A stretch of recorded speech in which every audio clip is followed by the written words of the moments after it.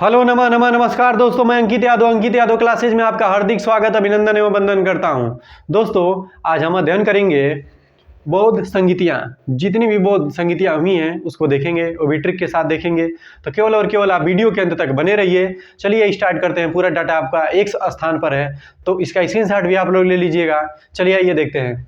देखिए इसमें देखेंगे सभा कौन कौन सी सभा हुई हैं और उसका समय क्या क्या रहा है, उसका स्थान कौन कौन सा था तथा उसके अध्यक्ष कौन कौन से थे तथा उसका शासनकाल उस समय किसका शासनकाल था। ठीक है, इतनी चीज़ों को हम देखेंगे। तो चलिए देखते हैं।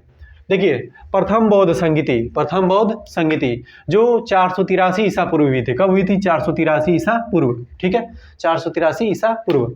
और यह किस स्थान पर हुआ था? राजगिरी में। और इसके अध्यक्ष कौन थे? महाकश्यप। कौन थे? महाकश्यप। और किसके शासनकाल में हुआ था? अजातशत्रु के। किसके शासनकाल में? अजातशत्रु के। ठीक है, अब आगे देखते हैं। द्वितीय बौद्ध संगीति यह 383 ईस्वी ईसा पूर्व हुआ था। देखिए यह 483 है, इसमें से एक पीछे आ जाएंगे, 383 ईसा पूर्व हो जाएगा। ठीक है, यह कहाँ पर हुआ था? वैशाली में। कहाँ पर? वैशाली में। अब देखिए इसके अध्यक्ष थे सवाकामी। ठीक है, सवाकामी। इसके अध्यक्ष कौन थे?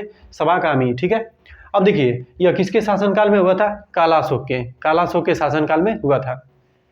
आगे देखेंगे तृतीय बौद्ध संगीति यह 255 ईसा पूर्व हुआ था। कब? 255 ईसा पूर्व।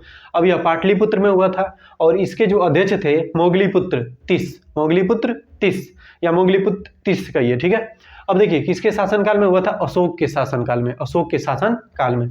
आगे देखेंगे चतुर्थ बौद्ध संगीति ईस्वी की प्रथम शताब्दी में हुआ था। ईस्वी की प्रथम शताब्दी में यानी ईस्वी में बोल सकते हैं जहाँ शुरुआत।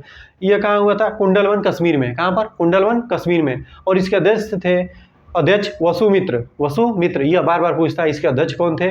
वसुमित्र। बार बार पूछने वाला प्रश्न यहाँ पर है। इसके उपाध्यक्ष कौन थे? अश्वघोष। यही बार बार पूछता है। ये सब तो थोड़ा कम, लेकिन इसको जरूर देख लीजिएगा। इसके अध्यक्ष थे वसुमित्र, लेकिन इसमें उपाध्यक्ष भी थे अश्वघोष।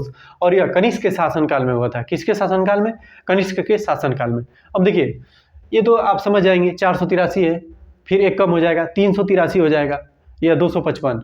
ये तीनों को तो आप ऐसे 2 बार 3 बार देखेंगे समझ जाएंगे। 483 में से एक कम कर दीजिए 383 ये वही रहेगा। फिर 255 यह ईस्वी में हुआ था। ठीक है, 2 के बाद 1 आएगा तो इसलिए इसकी भी मान लीजिएगा इसको। ठीक है, 1 2 3 4 ऐसे आप याद करना। यह ईस्वी यानी 1 ईस्वी 1 से 100 वर्ष के बीच में रहा होगा। तो यह 1 2 3 4 तो क्रम आपको मिल गया 1 2 3 4 ट्रिक की तरह। तो ये 483 383 255 और ईस्वी की प्रथम शताब्दी, इसको तो याद कर लिए 4। ये तो मान लीजिए क्रम है तो 1 2 3 4 ये भी याद कर लिए। ठीक है, इसको कैसे याद करेंगे? राजगिरी राजा था, मान लीजिए एक राजगिरी राजा था। ठीक है, वैशाली से शादी हुआ और पुत्र पैदा हुआ पाटलिपुत्र, और पुत्र पैदा होने की खुशी में उसके कान में कुंडल पहना दिया गया। ठीक है, क्या पहना दिया गया? कुंडल। तो ऐसे आप याद कर लिए, राजगिरी के नाम का राजा, वैशाली से शादी हुई और पुत्र पैदा हुआ और उसके कान में कुंडल पहना दिया गया। तो कितना आसान है आपके लिए। वैशाली याद हो जाएगा, राजगिरी, वैशाली, पाटलिपुत्र, कुंडलवन, कश्मीर, जहाँ कश्मीर में पड़ता है।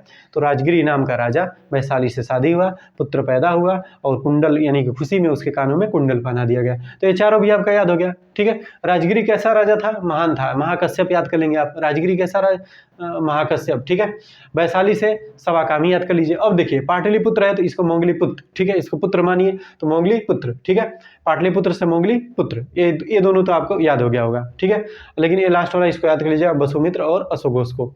बात समझ में आया? ठीक है, और इसको याद कर लीजिए आजकल से अजातशत्रु कालाशोक। ठीक है, अब इसमें अशोक बचेगा तो यहाँ नीचे वाला अशोक रहेगा। कालाशोक में अशोक बचेगा तो नीचे वाला अशोक रहेगा, लास्ट वाला कनिष्क है। ठीक है, तो अजातशत्रु, कालाशोक, अशोक, कनिष्क। इस प्रकार जैसे पाटलिपुत्र है तो ये भी मोगलीपुत्र हो गया। राजगिरी नाम का राजा, वैशाली शादी किया, पुत्र पैदा हुआ और कुंडलवन को उसके कानों में कुंडल पहना दिया गया। इस प्रकार आपका पूरा याद हो गया। इसका जो है कि स्क्रीनशॉट ले लीजिए आप लोग। देखिए मिलेंगे अब आपसे नेक्स्ट वीडियो में। आज के लिए इतना ही, धन्यवाद।